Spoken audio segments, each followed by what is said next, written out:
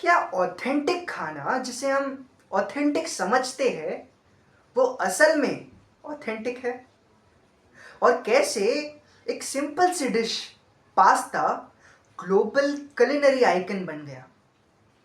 नमस्कार दोस्तों, मेरा नाम है पार्थ और आज के इस वीडियो के अंदर हम सिर्फ खाने के बारे में बात नहीं करने वाले।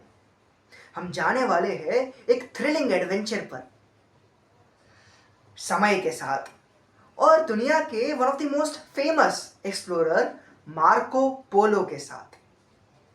तो तैयार हो जाइए, क्योंकि इस जर्नी के अंदर बहुत सारी मिस्ट्रीज, बहुत सारा कल्चरल एक्सचेंज और थोड़ी सी डिलीशियसनेस है जिसने एंशियंट नूडल्स को पास्ता में बदल दिया, जिसे आज हम सब क्रेव करते हैं। And those noodles eventually became Italian pasta, right? So, what is authentic Italian pasta?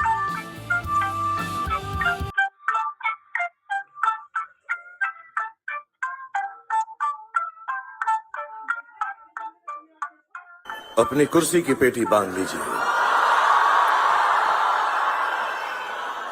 मौसम बिगड़ने वाला है। तो हमारी कहानी की शुरुआत होती है लेट 13th सेंचुरी के अंदर, वेनिस शहर के दिल के अंदर। सोचो जरा, एक बस्लिंग सिटी ऑफ मर्चेंट जिसके अंदर ट्रेड रूट मानो एक जायंट वेब के थ्रेड की तरह फैले हुए हैं, और उन सब के बीच में एक यंग मार्को पोलो जिसकी उम्र अभी 17 साल ही है, लेकिन वो एडवेंचर के लिए बहुत ज़्यादा हंग्री है और अननोन चीज़ों को वो एक्सप्लोर करना चाहता है।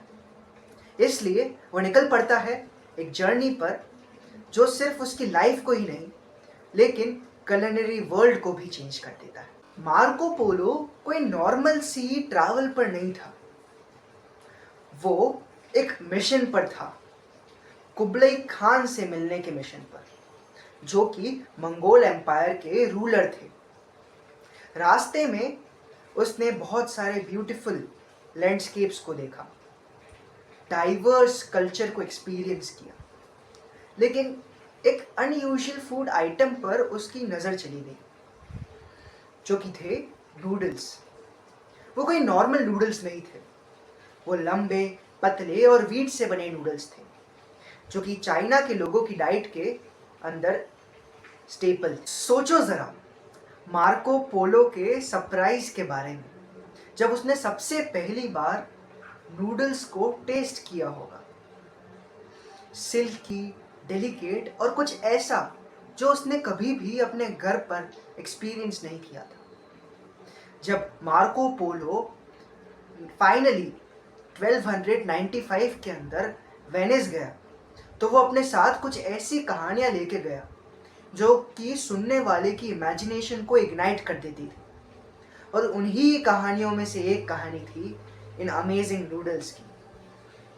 फिर थोड़े ही समय में इटालियंस ने अपने वर्जन के साथ इसके साथ एक्सपेरिमेंट करना शुरू कर दिया। अब यहाँ पर स्टोरी थोड़ी सी इंटरेस्टिंग हो जाती है। क्या मार्को पोलो ही सबसे पहला इंसान था जिसने नूडल्स को इटली में इंट्रोड्यूस किया?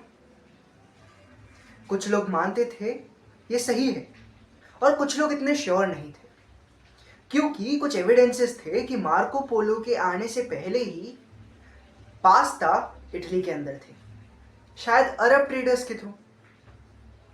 लेकिन यहाँ बात यह है कि चाहे मार्को पोलो नूडल्स को इटली के अंदर इंट्रोड्यूस करने वाला पहला इंसान था या नहीं, उसकी इन स्टोरीज ने इटालियंस के अंदर कुछ तो ऐसा स्पार्क किया था जिसकी वजह से उन्होंने इस हम्बल इंग्रेडिएंट से कुछ एक्स्ट्राऑर्डिनरी बनाया। वेनिस के बस्लिंग शहर से लेके सिसिली के सन सोक्ड ड्राई फील्ड तक इन नूडल्स के वर्जन ने एक नई जिंदगी जीना ही शुरू कर दिया था। इटालियंस ने इस नूडल मेकिंग आर्ट को और भी परफेक्ट कर दिया था बाय यूजिंग दुरम व्हीट, जो कि उस रीजन के अंदर बहुत ज़्यादा पाए जाते थे। इसको यूज़ करने के बाद उनका टेक्सचर और उसका टेस्ट कुछ परफेक्ट ही हो गया था।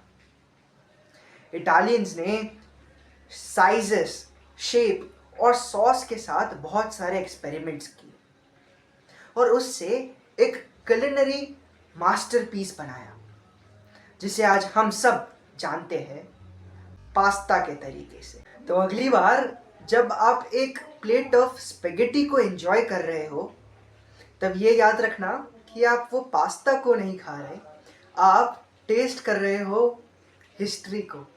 एक ऐसी हिस्ट्री जिसने थाउजेंड्स ऑफ माइल ट्रैवल किया है, बहुत सारे कल्चर्स को क्रॉस किया है और सेंचुरीज तक इवॉल्व हुई है ताकि वो आप तक पहुंच सके। और पास्ता सिर्फ एक खाना नहीं है, वो एक कहानी है, एक्सप्लोरेशन की, इनोवेशन की और कल्चर्स के एक बहुत ही ब्यूटीफुल फ्यूजन की कहानी।